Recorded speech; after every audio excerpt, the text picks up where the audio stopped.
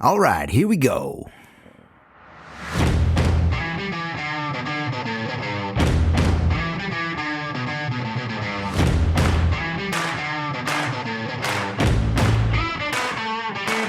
Howdy. This is The Right Questions, and I'm James Victore. Today I will be your head librarian with a head cold.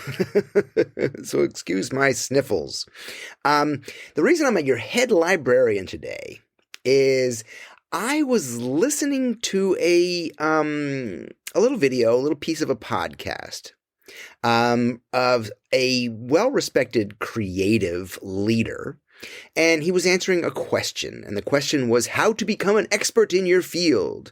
And he was trying to give the shorthand about how to become an expert in your field. Name a field, and you name a field. And he says, okay, go find the 5 books.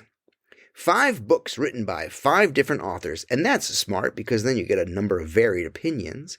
And read those books and summarize those books, and then you are, ba-ba bing, bada freaking boom, an expert in your field. I feel that that is hogwash. I feel if you want to be an expert in your field, you should read poetry. I don't care if your field is not poetry. I think you should read poetry. I think you should read literature. I think you should read philosophy. I think you should become something. I think you should learn something. I think if you read 5 books on that subject, you will not only become a leader, you will become, or an expert in your field, you will become a very boring expert in your field. You will become the lead mimic in your field. If you only read books in your field, you will become a mimic and nothing more. You will become boring and myopic. Sure, take a look. Sure, pry open a few pages. But form your own opinions. Go out and live. Go out and develop something. And the way you do that is you go in very broad and first learn everything. This is the key. This is the key to it. First, learn everything. Learn about auto repair. Learn how they make candles. Learn Japanese flower arranging. Learn jujitsu. Learn everything. And then forget it. And then create. Because now you have something. Now you have something. I was always amazed. I see people recording podcasts and they're standing behind there, or they're sitting in front of their massive collection of books behind them. And I'm like, okay, when was the last time you touched that one there? Or that one on the 5th row from the top? When did you touch that one? Because I've had those libraries. And they're boring. Because they sit. I've thrown away, sold, given away probably 3 design libraries by now. Because I don't think that you need those books. I don't want to see those books. Because I had those books. I had every book you could have about graphic design. And I realized they were just crutches. I'd go searching for an idea, which was bullshit. So throw away your design books. And today I'm going to present you 3 books that I feel are a good head start. A good head start to learning everything and then forgetting it and then be creative. 3 books. You know, it's like to have something sell, you got to give it a number like the 3 things you need to learn, or the 5 things billionaires do before breakfast, or the 7 things your dog needs to know, right? It's these numbers. So I just chose 3. I could have chose 5. It was hard to leave off letters to a young poet, for example. That's a tough one to leave off a list of books for me. So I'm going to introduce you to my 3 what you'd call desert island books. I think I would have these if I was going to be take the next cruise on the SS Minnow and get lost for a little while. There are some basic truths in the world. And I feel all 3 of these books presented here contain those truths. You know, to me, the Greeks started it all. Right? They wrote out all the stories first in their dramas and their comedies. Right? And then a couple hundred years later comes Shakespeare. And he retells those stories of jealousy and frailty and love and betrayal. And then comes along, now we have Quentin Tarantino and filmmakers who are doing this for us, right? There are some basic truths, and we need to relive these all the time. All the time. We always have to go back to the well. That's why we go to church every weekend, right? To hear these stories again and again and again and get it nailed into our thick heads. So I will present these books in chronological in chronological order when they were originally presented or originally written. And we're going to start 900 years ago. I think that's a good spot. We don't have to go all the way back to Beowulf, but this is 900 years ago. And it's one of my favorite books. It's called The Essential Rumi. R-U-M-I. If you are a listener for a while, you've probably heard me quote him or talk about him or her. I don't know. Earlier. My copy is called The Essential Rumi, and it's translated by a man named Coleman Barks. Rumi, to me, and reading this poetry, is the most calming. It is the most down-to-earth advice about life. It is my nervous system's regulator. It's what my nervous system needs to hear. Right? It's what I can only assume is a fantastic translation, because I don't speak Persian. I've never read the original Persian version of Rumi. But to me, it's reading into my subconscious, right? Rumi presents to me the answers that my heart is searching for. He has a calming reassurance that everything I think or everything I feel is the right answer. He says, James, that sounds good to me. Do that. Or he says, James, you're worrying. That's funny. Why do you do that? My own copy is well worn from thousands, literally thousands of miles of airline travel. The bookmarks in it are cocktail napkins from different airlines. This is how I know this.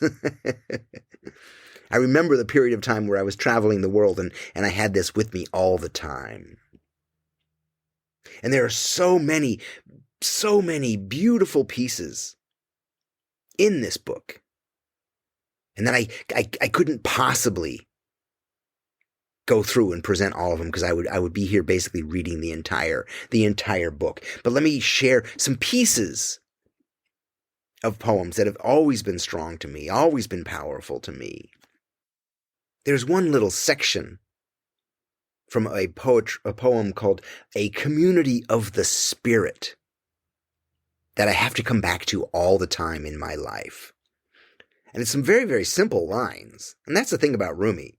It's very simple, obvious stuff. It doesn't feel like poetry. It feels like you're listening to your conscience. And it basically says, why do you stay in prison when the door is so wide open? And he speaks to me that way all the time. Why do you stay in prison when the door is so wide open? Why do you listen to these thoughts? Why do you have that prison of lies that you stay contained in when the door is so wide open? It's that kind of simplicity that boggles my mind when I read Rumi. Here's another section I'll read to you. He says, birds make great sky circles of their freedom. How do they learn it? They fall. And falling, they're given wings. Meaning, how do we learn to fly? We don't. We learn to fall. We take a chance. We take a risk. And in that chance, in that risk, lies our survival. Lies our next step, our success. You don't have to fall, but you have to risk falling.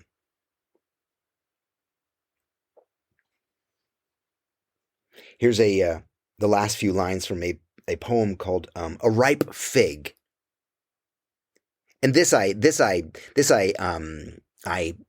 nipped and took for feck perfection.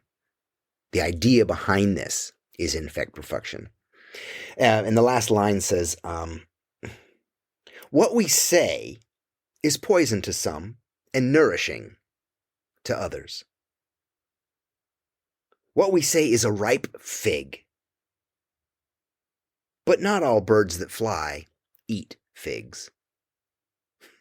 And the way I put it is, I know that I'm not for everyone. Just the sexy people. Right? We will never make work that appeals to everybody. Don't try. Don't try. Just do today what you can do today. And put out today something you made today. And don't look back. Because you're not for everybody. Well, let me see. There's one last one here that I would like to share with you. And this calming reassurance comes often when reading Rumi. And it's the last line of, let me see what this poem is called. It's called "Why Am I So Blessed?" What a beautiful title. And he says, "Why am I so blessed?" And the last two lines says, "Be relentless in your looking, because you are the one you seek." Never give in. Never give in, because you are so worth it. Rumi is my conscious. Gah. The next book is a very simple book. It's an essay by Ralph Waldo Emerson called "Self-Reliance." And I think I was forced to read Self-Reliance in high school, along with in a period where we were told we needed to read Walt Whitman or Henry David Thoreau. Right? I remember Henry David Thoreau. I called him Henry David Thoreau up. Because it was a waste. It was a waste on my feeble, very fleshy pink mind. Right? I couldn't fathom it. I didn't have any appreciation. I didn't have any wear under my tires yet. I couldn't get it. Right? So, Self-Reliance was written in, I guess, about 1841 by the philosopher and thinker Ralph Waldo Emerson. And it has these recurrent themes of the need for each of us to avoid conformity and follow his or her own instincts and ideas. And if Rumi is a calm, reassuring spiritual guide, Ralph Waldo Emerson is the guy with a stick who comes along and keeps, he's like the shepherd who keeps like whacking me in the sides and keeps me on the path, to follow my own ideas. He argues that we should get to know our true selves rather than looking to other people or other trends or other thoughts or other ideas.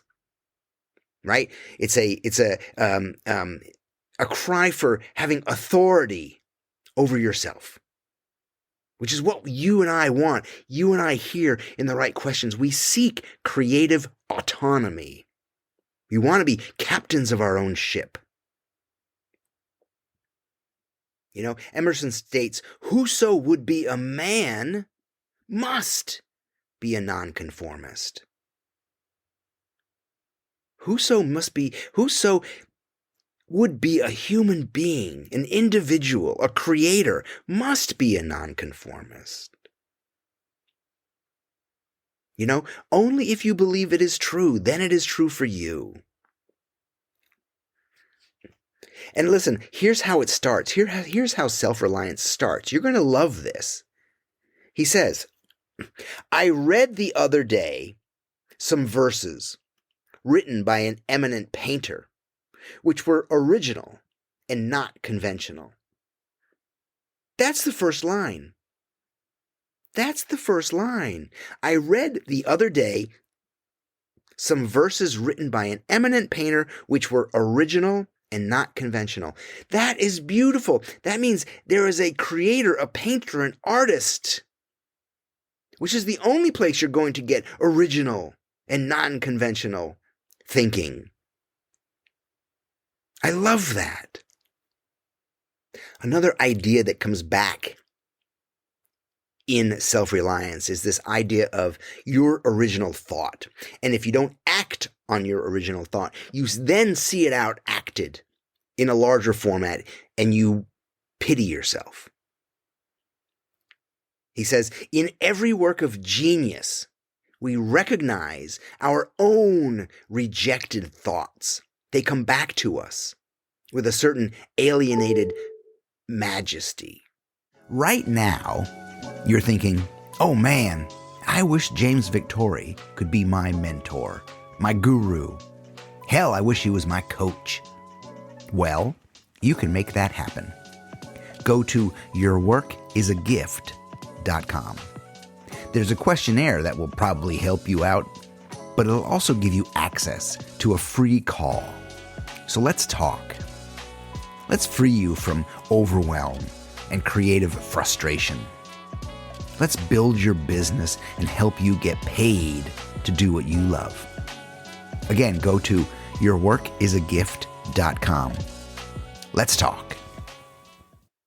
Because if we reject our thoughts and don't act on them, we have to suffer the pangs of envy of seeing the same thoughts we had or started to have in works of art or ideas produced by someone else. It's that phenomenon that we get, that feeling in our gut like, man, I wish I had the thought of that. But Emerson argues, we did think about it. Or something very similar, but we never followed through on those. Because we weren't strong enough to develop our own ideas and carry them all the time. Emerson refutes the idea of looking around for inspiration because it's always inside us. He even says about travel, he says, oh, you silly people, you're traveling to go find something. But he calls that bringing ruins to ruins. You're bringing your own lack to old places that have no secrets for you. In one paragraph, he starts by saying, insist on yourself, never imitate. And then later in the paragraph, he says, Shakespeare will never be made by the study of Shakespeare. If you want to be whipped into shape, if you want some super strong reminders, some rallying cries, you need to take a look at self-reliance. It was written at the time where he presented these almost American ideals, and they are, very much. I see it or saw it in our core, but things that we were kind of leaving aside, right? But for us, the creators, because he's talking directly to us, his ideas are important. His ideas of trusting ourselves and having the courage to follow through on our work. In an incredibly powerful line, he says, we half express ourselves and are ashamed of that divine idea which each of us represents. He says, God will not have his work made manifest by cowards. Choose your words carefully, Ralph Waldo Emerson. Amazing. My third and last book is a piece of heresy, really. I mean, I can't believe this book was written in 1937. It's called Think and Grow Rich by Napoleon Hill. Most people have heard of it. I don't know if everybody has read it. This almost mystical book. It is supposedly based on a conversation that Napoleon Hill had with Andrew Carnegie, a billionaire, where he went and interviewed Andrew Carnegie's friends, all the other billionaires, and put together his 13 steps to riches. Right, the 13 things that were common in the richest men in the country. Right, I don't know if that story is true.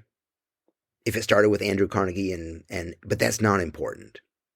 So since 1937, it has been kind of like the granddaddy of self-help books. And it's almost crazy that these spiritual and mystical ideas about mindset, they were so new at the time that it's amazed that this book got published. And it is like a majorly bestseller for years. I read it a number of years ago, and I liked to call Feck Perfection my own book. I like to call it Think and Grow Rich with pictures.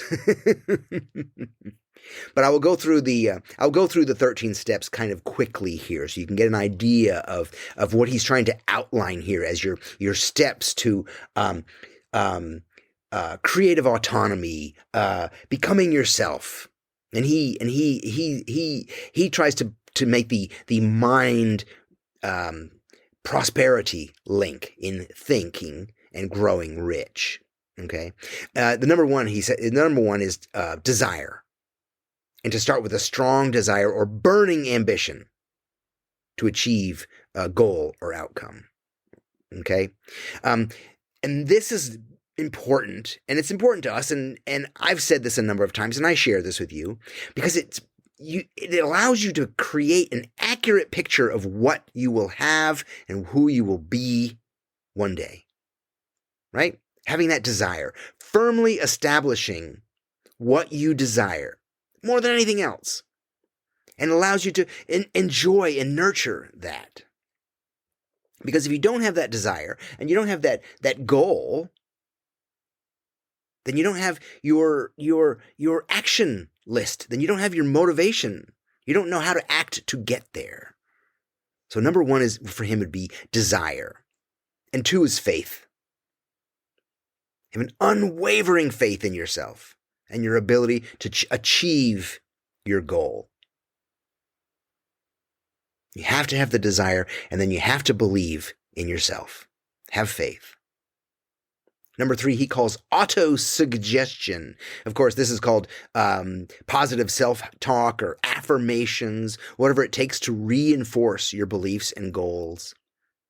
One of our creative challenges was to create a mood board, right? Or visualize your goals for the year or for your life. This is auto-suggestion. Some call it manifestation. And as you carry out these instructions, you're supposed to see yourself already in possession. So if you've made a mood board, you have to see yourself as already in possession of all of those goals. So auto-suggestion is number three. Number four is specialized knowledge. And that's just acquiring knowledge that you need to get to those places. For me, it's called first learn everything, right? Then forget it, then create. But if you want to learn a particular skill, you have to go and acquire those skills and go talk to people, go learn, go to YouTube, go find things. Don't go to schools. I don't believe in schools anymore. Number five, imagination. Obviously, you can see how imagination would be important because we're already trying to have faith in ourselves and use auto-suggestion, right? So using your imagination to visualize your goal and seeing yourself with it. In the book, it says, whatever the mind can conceive and believe, it can achieve. Man's only limitation lies in the development and use of his imagination and subsequent motivation to act. So use your imagination. Number 6, this is something I talk about all the time. It's organized planning, right? Being organized and scheduled. It gives you a detailed plan of action to achieve your goal. That's number 6. Number 7 is decision. And that's just commitment. That's just saying yes. Yes. Or yes and is even better. But it's making a firm decision to follow through on your plan and never giving up. That's why we have Ralph Waldo Emerson to hold our hand through this, or crack the whip through this. Napoleon Hill's number 8 is persistence. It's about keep working towards your goal. I call that consistency. And consistency is where most people fall off. We get a little bit tired, we get a little bit beat up, we get turned down, whatever. Consistency. This, more than anything, keeps people from achieving their goals. The lack of consistency. Number 9. Number 9 for Hill is the power of the mastermind. And for him, it was surrounding himself with like-minded people who support and encourage him. And for him, it was his billionaires. And for me, it's different. I don't want that. I want to have someone to love and to share my success and accomplishments with. Right? Maybe a spouse, maybe your family. But real joy you can't really have real joy if you can't share it, right? So take care of your spouse, your partner, and your children, because they are super important to you. They are your mastermind. They're even the why sometimes of why we're doing this thing, right? Your billionaire friends, they'll wait. Napoleon Hill's number 10 is this is an odd one to me. It's the mystery of sex transmutation, which is a weird way of saying using the power of your sexual energy to fuel and your desire and your drive. Meaning, don't have sex. Don't have sex. Use that energy. I kind of understand it because conserving your creative energy, and sexual energy is a very powerful creative energy, right? Is conserving your creative energy and putting it towards your work. As far as I'm concerned, I think the Buddhists got this one right with the expression, eat when you're hungry, sleep when you're tired. Do what your body needs. So I've never really kind of understood this, although I think I probably have used this and am using this at times. Don't squander your energy is what he's saying. I remember a football coach talking to his team once, a college football coach, and him saying, giving them that information, because he didn't want them to squander their energy. But what he really didn't want them to do was to be out all night chasing girls because they wouldn't get any sleep and then they'd be tired. So, be careful. Be careful how you use your energies. Do what your body needs. Number 11 in Think and Grow Rich is the subconscious mind. And this is tapping into the power of your subconscious to help you achieve your goal. And for us, we talk about this all the time, clearly seeing our subconscious thoughts. And by that, I mean the lies that we tell ourselves. When we don't listen to our subconscious thoughts, it can drag us down. Right? Because we're always putting ourselves down, or we're always, this is where lack of consistency comes in. Oh, I don't know if I can do that. This is hard, right? These are the lies we tell ourselves. So we have to manipulate and change our subconscious minds and replace those thoughts as many times as possible during the day with conscious, new, positive thoughts. Right? So we have to tap in to our subconscious mind and see when it's lying to us. Number 12 was another chapter that I think is odd, and it's about the brain, but it's about the brain from 1937, so it's not as hip. There are some parts of this book, since it is 1937, that are not as hip or as caught up as we are today. So I'm going to kind of skip this chapter, but I will say this: that there is no computer on Earth that will ever be more creative or smarter or have more humor or curiosity and intelligence than you. So get that through your brain. Stick that in your consciousness. And the last is the 13th chapter, and that is about the sixth sense. And this sixth sense is formed by following the previous 12 steps. Right? The sixth sense, you know what that is. It is your intuition. It is your inner guidance.